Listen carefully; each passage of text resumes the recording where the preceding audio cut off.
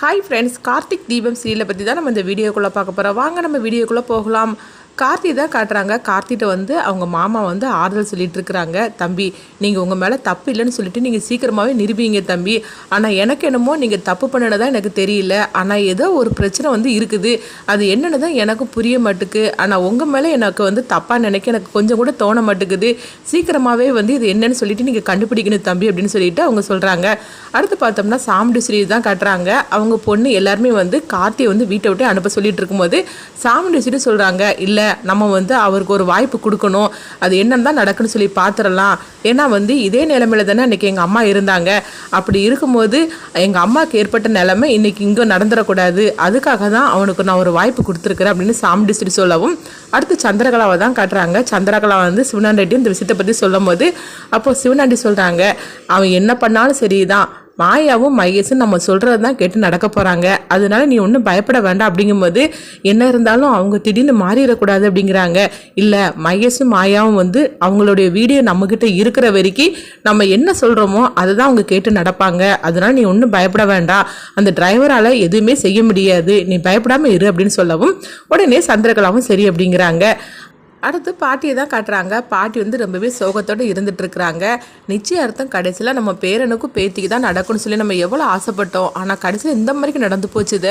அது மட்டும் இல்லாமல் என் பேரை என்னமோ தப்பு பண்ணின மாதிரிக்கே அந்த மகேஷ் சொல்லிட்டானே, அவன் எவ்வளோ வருத்தப்பட்டிருப்பான். நல்ல வேலையா அவன் கடைசியில் ஒரு வாய்ப்பு கேட்டான். ஆனாலும் வந்து இந்த பிரச்சனையை வந்து அவன் தீர்க்கறதுக்கு என்ன பண்ண போகிறான்னு தெரியலையே.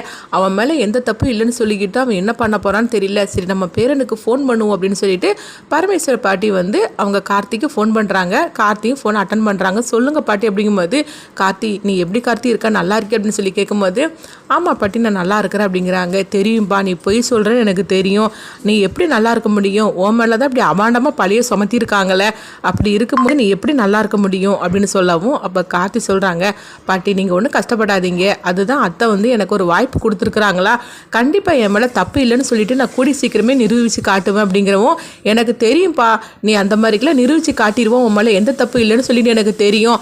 ஆனாலும் வந்து உனக்கு ரேவதிக்கு நிச்சயார்த்தம் நடக்கும்னு சொல்லி நான் எவ்வளோ ஆசைப்பட்டுட்டு இருந்தேன்.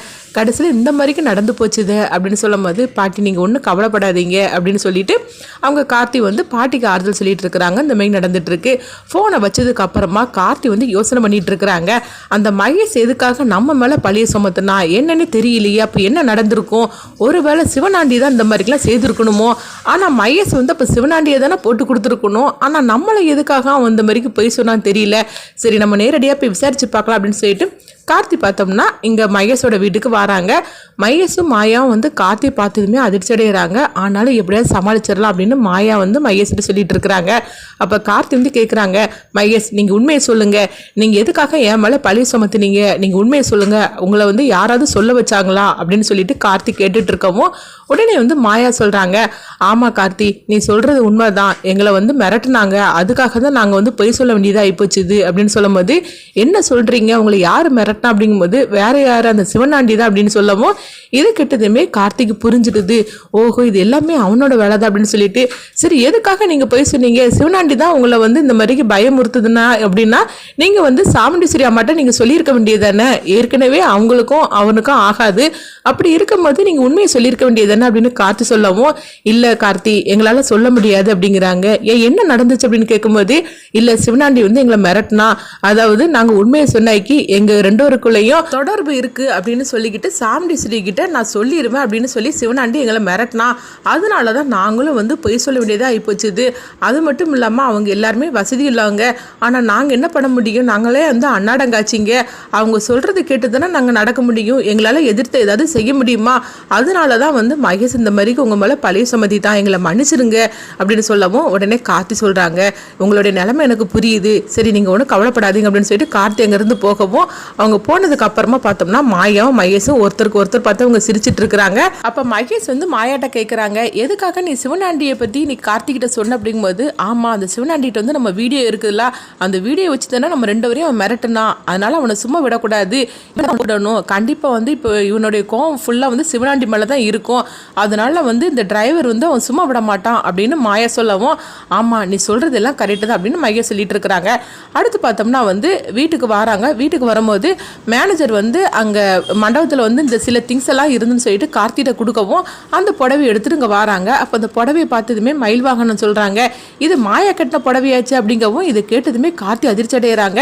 ஏன்னா அந்த பாப்பா சொன்ன புடவை கலர் வந்து இந்த கலர் தானே, அப்போ மாயா தான் கட்டியிருக்காளா, அப்போ அவள் தான் எல்லாமே பண்ணியிருக்காளா, அப்போ நம்மளோட சொன்னது எல்லாமே வந்து மாயா பொய் தானா அப்படின்னு சொல்லிக்கிட்டு கார்த்திக்கு வந்து மாயா மேலேயும் மகேஷ் மேலேயும் வந்து டவுட் வருது.